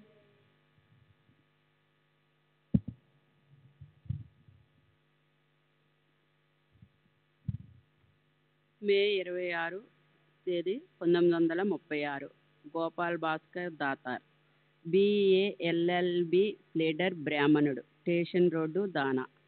1917లో నేను అహ్మద్నగర్లో ఉన్నప్పుడు సాయిబాబాను దర్శించుకునేందుకు నాకు అవకాశాలు వచ్చాయి. కానీ వారి గురించి విన్న కొన్ని వాక్యాల వల్ల నాకు వారిపై విముక్తత ఏర్పడి షిరిడీ వెళ్ళలేదు. వారు భక్తులను అడిగి దక్షిణ రూపంలో ఎంతో డబ్బు తీసుకుంటున్నారని, వారు స్నానం చేసిన నీటిని భక్తులు తీర్థంగా సేవిస్తున్నారని మొదలైన విషయాలు విని నాకు వ్యతిరేక భావం ఏర్పడింది. అంతేకాదు, నేనెంతో గౌరవించే నారాయణ మహారాజు ప్రవర్తనతో సాయిబాబాను పోల్చి చూశాను. ఒకసారి నేను మరికొందరు కలిసి నారాయణ మహారాజు గారిని దర్శించి అందరం వారికి రూపాయి చొప్పున దక్షిణగా ఇచ్చాము. వారు మేమిచ్చిన రూపాయికి కలకండ ప్రసాదం చేర్చి తిరిగి మాకే ఇచ్చేస్తారు. తరువాత ఉపాసిని బాబా జీవిత చరిత్ర చదివి వారి ప్రసంగాలు విని బొంబాయిలో వారి దర్శించి సాకోరు వెళ్ళాను. 1931లో ఉపాసిని లీలామృతము చదివాను. అందులో శ్రీ సాయిబాబాను గురించి వ్రాసున్న విషయాలు నన్ను ఎంతగానో ప్రభావితం చేశాయి. ముందు సాకోరి వెళ్ళి అక్కడి నుండి షిరిడీ వెళ్ళాను. షిరిడీలో బాబా చిత్రపటంలో ప్రకాశిస్తున్న వారి నేత్రాలు, వారు నివసించిన మసీదు దుని చూసిన తరువాత వీరు ఒక సద్గురు అని నా మనసులో అనుకున్నాను. అటు తరువాత సాయిలీల మాసపత్రిక చదివాను. ఆ పత్రికలో అనుభవాలు అన్న శీర్షికను ధారావాహికంగా వస్తున్న దాబోల్కర్ రచించిన గ్రంథం చదివిన తరువాత బాబానే నా గురువు అన్న నమ్మకం ఏర్పడింది. అప్పటి నుండి వారిని ఆశ్రయించాను. కొన్ని అనుభవాల ద్వారా నా నమ్మకం స్థిరపడింది. మా ఇంటిలో ఒక ఆవిడ చాలా కాలం నుండి ఒంటి నొప్పులతో బాధపడుతూ ఉండేది. వైద్య చికిత్సలేవి లేవు, నయం చేయలేకపోయాయి. నేను దాబోల్కర్, హేమత్ పంతును రచించిన పుస్తకాన్ని బిక్కరంగా చదువుతున్నాను. పాము నోటబడిన కప్ప వృత్తాంతంలో సాయిబాబా కప్పను ఎలా రక్షించింది తెలిసి ఆ అధ్యాయాన్ని ఆ రోజు నేను చదువుతుండగా ఆమె మగత నిద్రలోనే విని, ఓ సాయిబాబా, కప్ప వంటి జీవులపై నీకు జాలి ఉన్నప్పుడు మానవ జన్మ ఎత్తిన నాపై దయలేదా అని ప్రార్థించింది. అప్పుడు గోడకున్న కొయ్య మేకు నుండి వేలాడి ఉన్నట్టుగా దసరాకు నాకు 5 రూపాయలు దక్షిణిస్తావా అనే మాటలు వినిపించాయి. తనకు నయం అయినట్లయితే తప్పక ఇస్తానని ఆమె సమాధానం చెప్పింది. తర్వాత ఆమె పూర్తి మెలకువ స్థితికి వచ్చింది. తనకు కలిగిన అనుభవం గురించి నాకు చెప్పి తన సందాగా 5 రూపాయలు దసరా ఉత్సవాలకు పంపింది. నేను వెంటనే షిరిడీకి 5 రూపాయలు పంపాను. ఆ రోజు సాయంత్రానికల్లా ఆమె బాధలు తగ్గిపోయాయి. ఇది 1931-32లో జరిగింది. ఆ తరువాత 1932లో నాకు బాబా తరచు కలలో కనిపించేవారు. వారు చిన్నపిల్లలతో ఎలా ఆడుకుంటారో అలాగే కలలో నాతో ఆడుకునేవారు. ఒకరోజు ఉపాసిని బాబా నాకు సహాయం చేయమని నా సాయిబాబాను కోరినట్లు బాబా అందుకు సమ్మతించినట్లు కల వచ్చింది. ఒకసారి నేను ఒక పెద్ద సమస్యలో చిక్కుకున్నాను. శాశ్వత నివాసం లేకుండా తిరుగుతూ ఉండే ఒక కక్షాదారుని నేను కోర్టులో హాజరుపరచవలసి వచ్చింది. అతను నాకు వ్రాసిన ఉత్తరాన్ని పోగొట్టుకోవడమే లేక ఎక్కడో పెట్టి మర్చిపోవడమో జరిగింది. ఎంత వెతికినా అది కనబడలేదు. ఎంత ప్రయత్నించినా అతని గురించిన ఆసూక కనుక్కోలేకపోయాను. చివరికి బాబాను ఆర్తిగా ప్రార్థించాను. మరుసటి రోజు ఆఫీసులో ఏదో ఎతుకుతూ బీరువాపై చెయ్యి పెట్టడం తటించబడినప్పుడు ఆ ఉత్తరం నా చేతికి తగిలింది. దాంతో కక్షదారుణ్ణి అనుకున్న సమయానికి కోర్టులో హాజరుపరచగలిగాను. 2-3 సంవత్సరాల క్రితం దూర ప్రాంతాల్లో ఉన్న కోర్టు వారు నన్ను ఒక కేసు తాలూకా సాక్షిని విచారించేందుకు నియమించారు. ఆ కేసుకు సంబంధించిన సాక్ష్యాలు, విచారణ ఫలితాలు మొదలైన వివరాలన్నీ ఫైలు నాకు పంపారు. నేను దానినెక్కడో పెట్టి మర్చిపోయాను. దానికోసం చాలా చోట్ల గాలించాను. కానీ అది దొరకలేదు. నా నిర్లక్ష్యాన్ని కోర్టుకు తెలియజేసి మరలా పేపర్లు పంపించమని అభ్యర్థించవలసి వచ్చింది అనుకున్నాను. అప్పుడు పండరీ యాత్రకు వెళుతున్న ఒక వర్కర్ పండరీ యాత్ర క్రమం తప్పక చేసేవాడు. మా ఇంటికొచ్చాడు. కొన్ని రోజుల పాటు అతనిని ఎంతో శ్రద్ధగా సేవించాను. అతనికి నా సమస్య వివరించాను. అతను అది తప్పక దొరుకుతుందని చెప్పాడు. నేను ప్రతిదినం బాబాను కూడా ప్రార్థించేవాడిని. ఆ యాత్రికుడు వెళ్ళి మరుసటి రోజు వేరే కేసు సంబంధించిన పేపర్ల మధ్య నేను వెతుకుతున్న పేపర్లు దొరికాయి. శ్రీ సచ్చిదానంద సద్గురు సాయినాథ్ మహారాజ్ కీ జై. సద్గురు శ్రీ సాయినాథుని శరత్ బాబూజీ కీ జై. శ్రీ సచ్చిదానంద సద్గురు సాయినాథ్ మహారాజ్ కీ జై. సద్గురు శ్రీ సాయినాథ్ శరత్ బాబూజీ కీ జై. మరణించిన వారికి శ్రాద్ధకర్మలు చేయడం లాంటి ఆచారాలపై మొదట్లో నాకు నమ్మకం ఉండేది కాదు. సంఘ సంస్కరణ భావాల ప్రభావంతో అవన్నీ అర్ధరహితమైన మూఢనమ్మకాలుగా పరిగణించేవాడిని. కానీ నేను సాయి భక్తుడైన తర్వాత, ముఖ్యంగా బొంబాయి కుర్లా కోర్టులో గుమస్తాగా పనిచేస్తున్న నాచనే అను సాయి భక్తుని అనుభవం విన్న తర్వాత వీటిపై నమ్మకం ఏర్పడింది. ఈ మధ్యనే నాచనే భార్య పసిబిడ్డను వదిలి చనిపోయింది. భార్యను ప్రేమించే నాచనే ఆమెకు సద్గతి కలగాలని నాసిక్ వెళ్ళి గోదావరి తీర్థంలో శ్రాద్ధకర్మలు జరిపించదలిచాడు. కానీ అతనికి ఇలాంటి విషయాలేమీ తెలియవు. ఏం చేయాలో, ఎంత ఖర్చు అవుతుందో కూడా తెలియదు. ఇలా భయపడుతూనే 80 రూపాయలు తీసుకొని బయలుదేరాడు. రైల్లో అతనికి ఇతర ఇబ్బందులు ఎదురైనప్పుడు అతని తోటి ప్రయాణికుడు ఎంతో సహాయం చేశాడు. ఆ ప్రయాణికుడు నాచనే ఆదుర్దా తెలుసుకుని నాచనే దగ్గర ఉన్న డబ్బుతోనే అన్ని క్రతువులు జరిపించేలా చూస్తానని చెప్పాడు. అతను నాచనేతో పాటు అన్ని ప్రదేశాలకు వెళ్ళి క్రతువులన్నీ జరిపించి ఎక్కువ ఖర్చు కాకుండా చూసుకున్నాడు. అతను చెప్పిన వివరాల ప్రకారం బొంబాయిలోని ఒక సంస్థలో అడ్రస్, ఇతర వివరాలు కూడా ఇచ్చాడు. ప్యూన్గా పనిచేస్తున్న అతను శూద్రుడై ఉండి కూడా ఈ శ్రాద్ధకర్మలన్నీ శాస్త్రోక్తంగా జరిపించడం ఎంతో ఆశ్చర్యాన్ని కలిగించింది. నిస్వార్థంగా నాచనే నుంచి ఒక పైసా కూడా ఆశించకుండా అన్ని రోజులు నాచనేతో ఉన్న ఆ స్నేహితుడు పక్షం రోజులలో తిరిగి కలుసుకుంటానని చెప్పి వెళ్ళిపోయాడు. కానీ అతను తిరిగి కలవలేదు. నాచనే అతను చెప్పిన చిరునామా ప్రకారం వెళ్ళి చూడగా ఆ సంస్థలో అటువంటి ప్యూన్ ఎవరూ లేరని తెలిసింది. అట్లా తెలివైన ప్యూన్ రూపంలో సాయిబాబానే వచ్చి కష్టకాలంలో తనకు సహాయం అందించారని నాచనే అనుకున్నాడు. సర్వం తెలిసిన సాయిబాబానే ఆ భక్తుని శ్రాద్ధకర్మల విషయంలో తోడుండి అంతా సహాయం చేశారంటే అటువంటి కర్మలు తప్పక చేయాలని, చేస్తే ఉపయోగం ఉంటుందని నాకు అనిపించింది. నాచనే ఉదంతం తెలిసినప్పటి నుండి నేను ఈ కర్మకృతువులన్నీ చేస్తున్నాను. సచ్చిదానంద సద్గురు సాయినాథ్ మహారాజ్ కీ జై. సద్గురు శ్రీ సాయినాథుని శరత్ బాబూజీ కీ జై. మే 26వ తేదీ 1936. Kashinath Khandrao Garde, BA LLB, retired sub judge, వయసు 65 సంవత్సరములు, కాంగ్రెస్ నగర్, నాగపూర్. మా వంశగురువు రామచంద్ర టికోట్కర్, నా గురువు రామదాస్ బీడ్కర్ మహారాజ్. వీరు జ్ఞాని, మహాశక్తి సంపన్నులు. వీరు నాకు ఉపదేశం ఇచ్చారు. తాము యాత్రలలో ఎందరో మహాత్ములను, సాధు పురుషులను దర్శించామని, నన్ను కూడా ఈ మహాత్ములను దర్శించి వారి ఆశీర్వాదాలు తీసుకోమని చెప్పారు. వారు దర్శించిన మహాత్ముల పేర్లను కూడా నాకు చెప్పారు. ఈ మహాత్ములందరూ ఒకే కుటుంబంలా మెలుగుతుంటారని, నేను వారిని దర్శించినప్పుడు నన్ను వారికి సంబంధించిన వాడిగా గుర్తించి హృదయపూర్వకంగా ఆహ్వానిస్తారని వివరించారు. అప్పుడు తమ బోధన యొక్క విలువ, మహత్యం నాకు అవగతం కాగలవని అన్నారు. వారు చెప్పిన మహాత్ములలో షిరిడి సాయిబాబా ఒకరు. నా గురువు బీడ్కర్ మహారాజ్ 1898లో నన్ను షిరిడిలో ఉన్న శ్రీ సాయినాథ్ మహారాజును దర్శించమని ఆదేశించారు.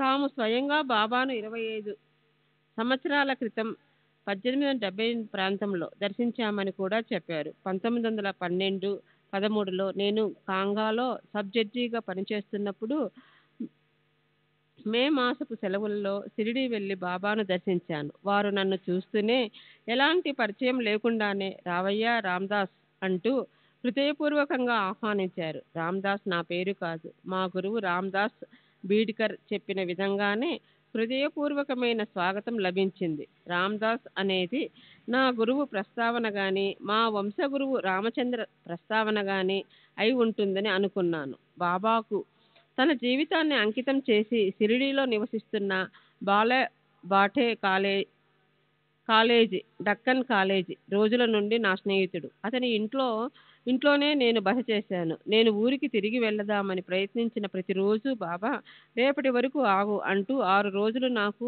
అనుమతి ఇవ్వకుండా షిరిడీలోనే ఆపేశారు. నా తిరుగు ప్రయాణపు ఖర్చుల కోసం 6-7 రూపాయలు ఉంచుకున్నాను. బాబా మొదట 2 రూపాయలు, తర్వాత 4 రోజులు రోజుకొక రూపాయి చొప్పున 4 రూపాయల దక్షిణ అడిగి పుచ్చుకున్నారు. ఆ మర్నాడు నా జేబులో 3 పైసలు మిగిలి ఉన్నాయి. బాబా తామంతట తామే, ఆ 3 మాత్రం నీ దగ్గర ఎందుకు ఉంచుకుంటావు? అవి కూడా దక్షిణగా ఇచ్చేయి, భగవంతుడు నీకు సమృద్ధిగా ఇస్తాడు అన్నారు. నేను వెంటనే నా దగ్గరున్న డబ్బును ఇచ్చేశాను. నేను షిరిడీ వచ్చే ముందు పూనాలోని రే మార్కెట్కి వెళ్ళి బాబాకు సమర్పించేందుకు మేలు రకం పయారి మామిడి పండ్లు 3 కొన్నాను. నేను బాబాను దర్శించిన వెంటనే ఆ పండ్లను సమర్పించాను. బాబా స్వీకరించి వాటిని చూస్తూ పండ్లు బాగున్నాయని సంతోషంగా మెచ్చుకున్నారు. వాటిని ముక్కలు కోసి తెమ్మన్నారు. తరువాత వారొక ముక్క తీసుకుని మిగతావి ప్రసాదంగా భక్తులందరికీ పంచారు.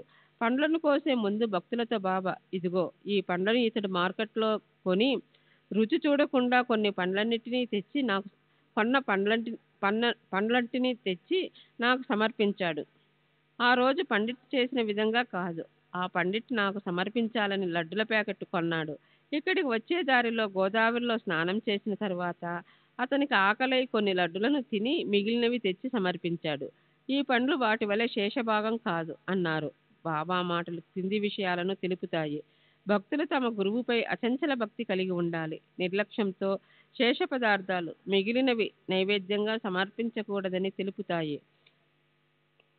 షిరిడీకి ఎంతో దూరంలో జరిగే విషయాలన్నీ బాబా ఎరుకలోనివే అని మనకు తెలియజేయటం ద్వారా మనం బాబా పైన, మన గురువు పైన పెట్టుకున్న నమ్మకం పెరిగి బలపడుతుంది.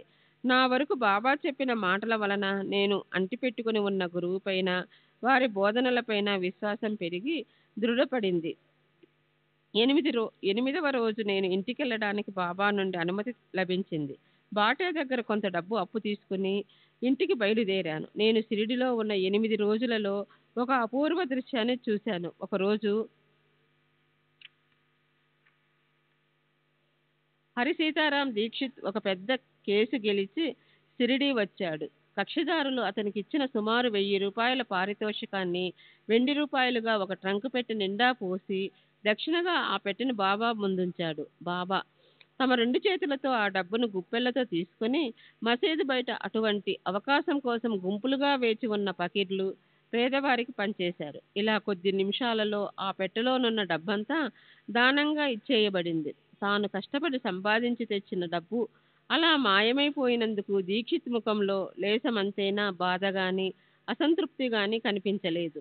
ఇక నా స్నేహితుడు బాలాసాహెబ్ బాటేను గురించి 4 మాటలు చెబుతాను. కాలేజీలో ఉన్నప్పుడు అతను ఒక స్వేచ్ఛాజీవి, స్వతంత్ర భావాలు కలిగి ఉండేవాడు. యథేచ్ఛగా పొగ త్రాగుతూ, ఒక్క మాటలో చెప్పాలంటే ఈ రోజే తిను, త్రాగు, ఆనందించు, రేపు మనం చనిపోతాం అనేది అతని సిద్ధాంతం. పొగ పీల్చే అలవాటు లేని నేను ఎత్ర ఎత్ర బాటే తత్ర తత్ర ధూమాహ, ఎక్కడ బాటే ఉండునో అక్కడ పొగ ఉండును అని పరిహసిస్తూ ఉండేవాడిని. తరువాత బాటే మమల్తాదారయ్యాడు. కలెక్టర్ దగ్గర సమర్థత కలిగిన అధికారిగా మంచి పేరు కూడా సంపాదించాడు. అతను 5 సంవత్సరాల పాటు 1904 1909 కోపర్గాం అమల్తాదారుగా పనిచేశాడు. అప్పుడు బాబాను దర్శించడానికి వెళ్తున్న విద్యావంతులైన తన స్నేహితులను వెక్కిరిస్తూ బాబా ఒక పిచ్చివాడని చెబుతుండేవాడు. బాబాను ఒకసారి దర్శించిన తర్వాత వారిని గురించి ఒక అభిప్రాయానికి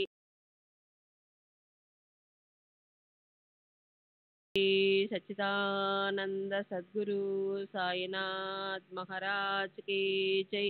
सद्गुरु श्री साईनाथ निसरत बाबू जी की जय.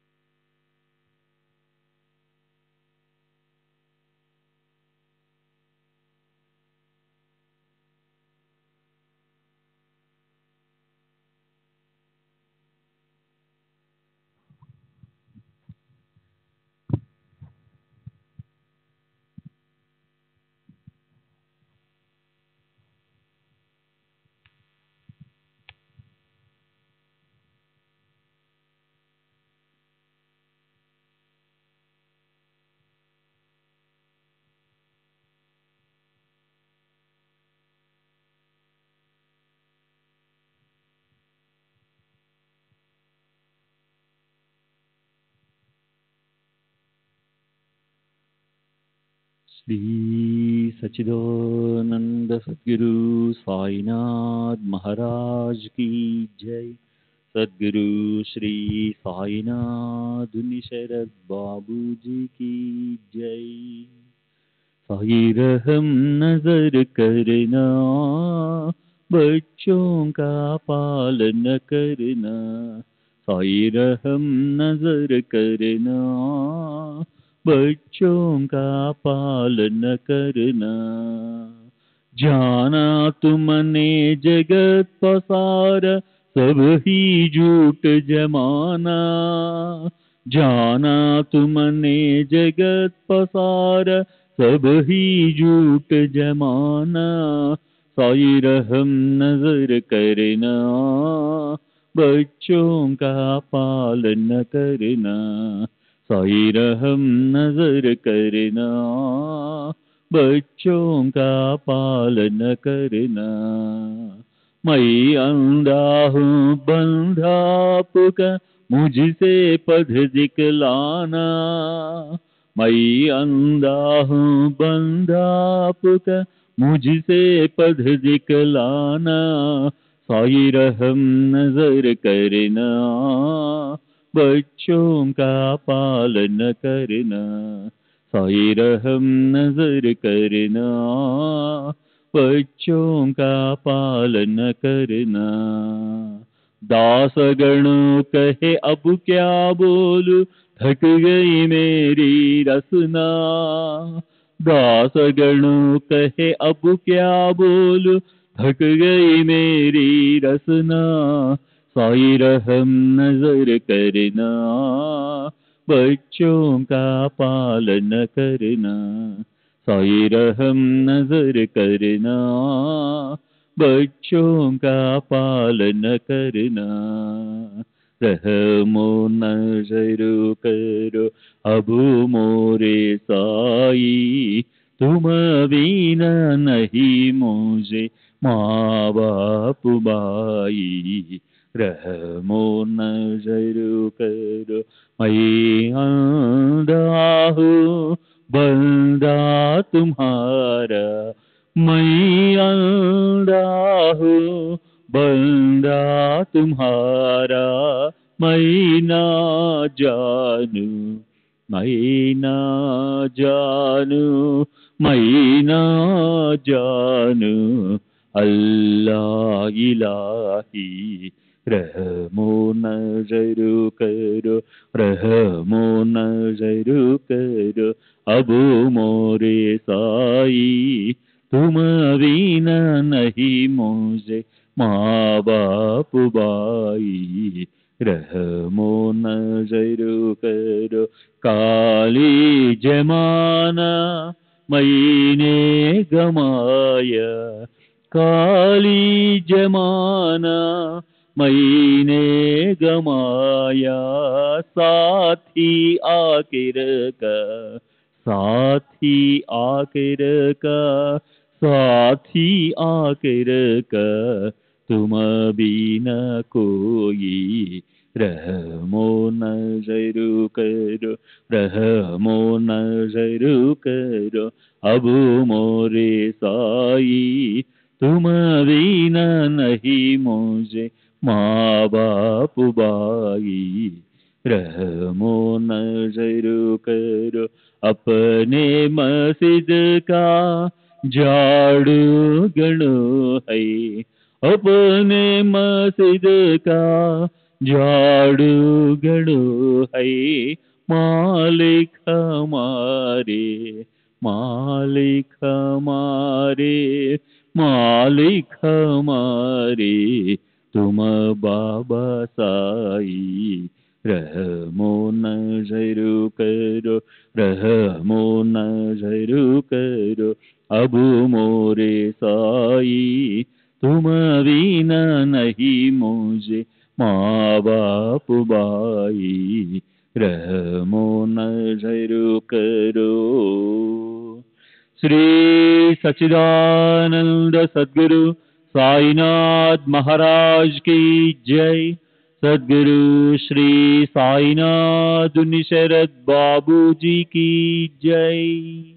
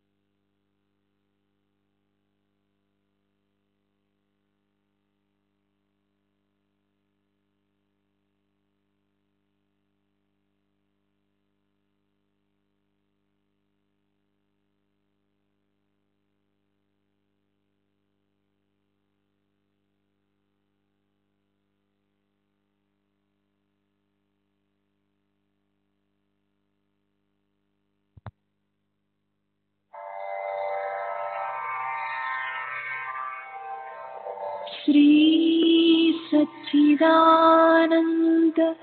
सद्गुरु साईनाथ महाराज की जय।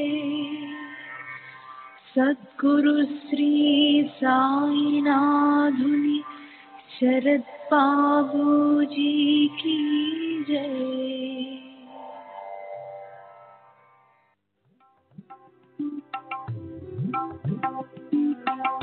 साई बाबा, साई बाबा, साई बाबा, साई बाबा।